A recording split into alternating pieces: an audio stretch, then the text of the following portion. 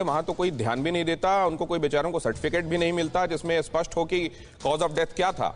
और दूसरी तरफ यहां जहां शहरों में ये हो भी रहा है, इसको रिकॉर्ड भी किया जा रहा है, वहां ये अंडर रिपोर्टिंग हो रही है।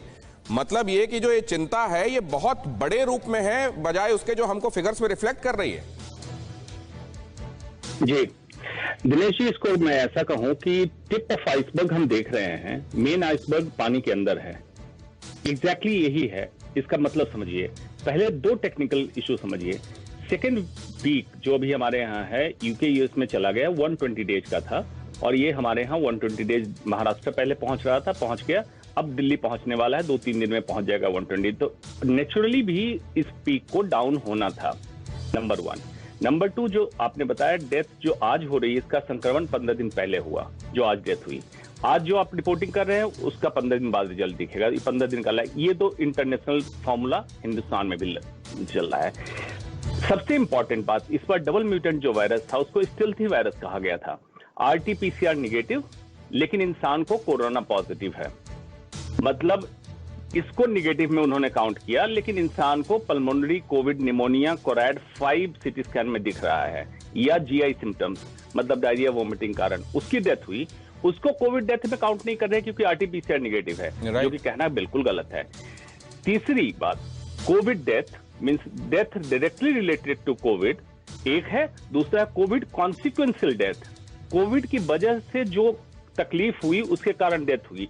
तो any death of covid patient within 30 days of diagnosis should be considered as covid death. मतलब 30 दिन के अंदर कोविड या कोविड से संबंधित कोई भी तकलीफ के कारण उसकी मृत्यु हो जाती है, चाहे तो म्यूकरमाइकोसिस हो, चाहे तो हार्ट अटैक आ जाए, स्ट्रोक हो जाए, इसको कोविड डेथ में काउंट करना है।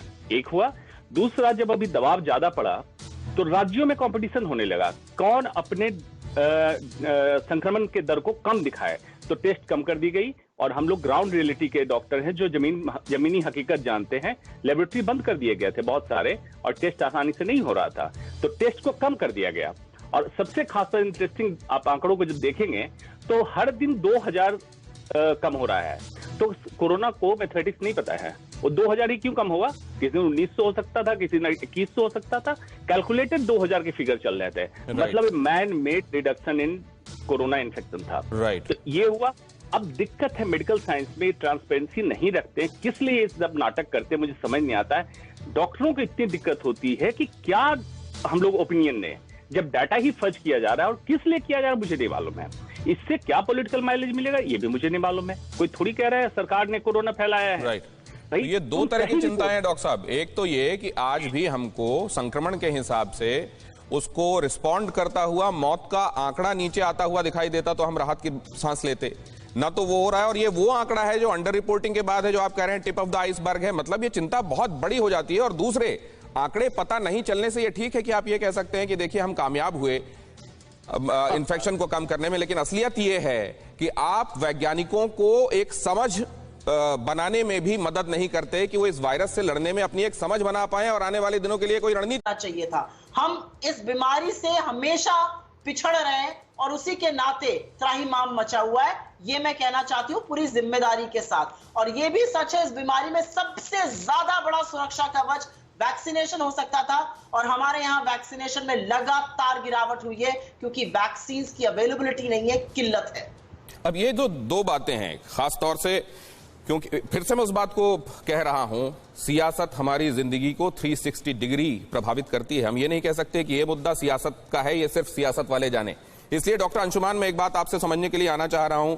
एक तरफ ये कि हेल्थ स्टेट सब्जेक्ट है। सुप्रिया जी, मैं आपके पास आता हूं। मैं डॉक्टर साहब हमारे साथ जुड़े हुए, उनसे भी जरा बात कर लूं। एक तरफ ये कि हेल्थ जो है स्टेट सब्जेक्ट है, दूसरा ये पैंडेमिक का काल है जिस समय सारी शक्तियां केंद्र के हाथ में निहित होती हैं। इन दोनों चीजों, इन दोनों रियलिटीज के बरक्स हमको अभी के यथार्थ को कैसे देखना चाहिए? बिल्कुल दिनेश जी, आपने बोल ही दिया, health is a matter of state in normal situation. लेकिन जब एपिडेमिक डिजीज एक्ट लग गया, डिजास्टर मैनेजमेंट एक्ट लग गया, क्लियर कट गाइडलाइन है कि central government should act as an anchor.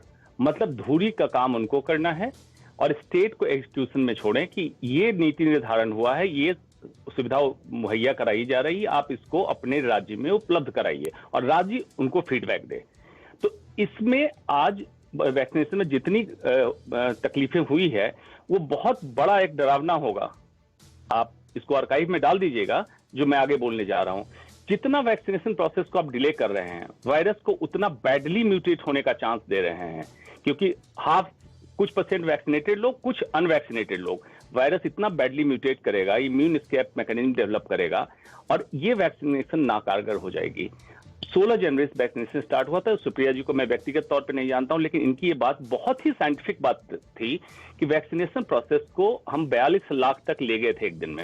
हमें टारगेट करना चाहिए था 50 to 70 लाख पर डे के बीच में, और 4 से 5 महीने में कंट्रोल कर लेते, सिचुएशन बेहतर हो जाती। जरूरत क्या थी? डिमांड सप्लाई गैप को भर देने की। ये करना था। इसमें ये कहीं कोई पार्टी वाले ये नहीं कह सकते कि सेंटर कुछ नहीं करेगा। सेंट्रली प्रोक्योर करते वैक्सीन और डिस्ट्रीब्यूट करते पूरे कंट्री में, वन कंट्री वन पॉलिसी, चाहे 5 वैक्सीन ले आओ, इंपोर्ट अब करो। इससे जुड़ा हुआ जो कैसे एक भी दूसरा मुद्दा देखा जा रहा है डॉक्टर साहब, एक तो ये कि इस डिमांड और सप्लाई के हिसाब से हम कहां खड़े हुए हैं इसमें बात, सुप्रिया जी मैं आपका इशारा देख रहा हूं और थोड़ी देर में आपके पास कमेंट लेने आता हूं प्लीज। लेकिन ये जो इसमें कहा गया कि देखिए इसमें वेस्टेज क्या हुआ, इसको आपको ध्यान रखना पड़ेगा, ये बहुत बड़ा मुद्दा है। आपने किसी के अधिकार को उससे वंचित कर दिया। डॉक्टर श्याम, मैं ये जानना चाहता हूं कि अगर एक वायल खुल गया, उसमें पर्टिकुलर नंबर ऑफ डोसेज हैं, जिस एज ग्रुप को आपने अभी एलिजिबल माना है, उससे रिलेटेड 2 लोग आए आपके पास, पूरे दिन कोई सेंटर पर आया नहीं, वो वायल खुल गया है, क्या वो वेस्ट नहीं जाएगा? और शुरुआत में तो ये बहुत बड़ा एक तरीके से हेजिटेशन था लोगों में वैक्सीन को लेकर। अचीव कर रहे हैं या कोविड अप्रोप्रिएट बिहेवियर से जो अचीव कर रहे हैं उसका ज्यादा सहारा और आसरा है। क्या डॉक्टर अंशुमान इन बातों को ऐसे समझा जाए? बिल्कुल ठीक है। डॉक्टर श्याम अग्रवाल ने बिल्कुल पॉइंट आउट किया, जितना स्प्रेड कर देंगे वैक्सीनेशन को, इसकी इफेक्टिविटी कम हो जाएगी, in one line, full stop. और जो बेनिफिट आप उठा रहे हैं, कोविड एप्रोप्रिएट बिहेवियर, लॉकडाउन या पब्लिक फोबिया, पब्लिक भी डर गई है, निकलना नहीं चाह रही, व्यापारी दुकान नहीं जाना चाह रहे हैं, ये सारा बेनिफिट आप गंवा देंगे। जो अभी संक्रमण दर कम हुआ है, फिर उसी रफ्तार से तेजी से बढ़ने लगेगा। और जिस तरह से वायरस म्यूटेट कर रहा है, बड़ा अनप्रिडिक्टेबल है। बिग मेडिकल एक्सपर्ट, परिकल्पना मैं नहीं करना चाहता हूं। मैं चाहता हूं वैक्सीनेट करें जल्दी से जल्दी, जुलाई अगस्त में कंप्लीट कर लें, जो हमारे हर्ड इम्यूनिटी अचीव करने के लिए आंकड़ा है उसको कंप्लीट कर लें, क्योंकि इनके लिए तो सिर्फ ये आंकड़ा है, जिसका परिवार जाता है उसके लिए पूरा परिवार चला जाता है। बहुत धन्यवाद हमारे एक्सपर्ट्स का। सुप्रिया जी, आपने वक्त निकाला, बहुत शुक्रिया आपका भी। एक छोटे से ब्रेक के लिए रुकेंगे। ये मौत रुकती क्यों नहीं? कई फैक्टर्स हैं जिस वजह से ऐसा हो रहा है। पूरा सिनेरियो आप समझ पा रहे होंगे, ये उम्मीद मैं करता हूं, और अड़ी में आज इजाजत लेता हूं।